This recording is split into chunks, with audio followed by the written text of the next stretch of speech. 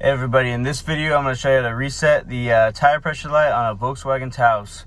As you can see, the tire pressure light is on this one that we have here. Now the light does come on for a reason. If it came on, you probably have low tire pressure, leak somewhere.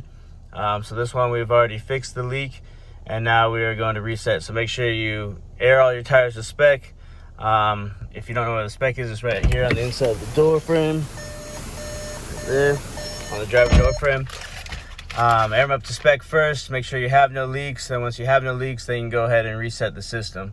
So yeah, just come over here to the infotainment system. Then you're just going to select car.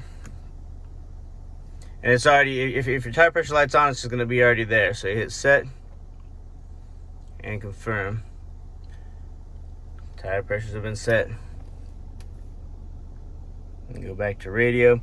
So if the light wasn't on before, if you did a tire rotation or aired the tires up for any reason, you do want to reset the system anyway. So you would still go to car. And if the tire pressure thing wasn't up right there, you go to tires, set, and confirm. All right, I want to thank you for watching this video. I hope you have a great day.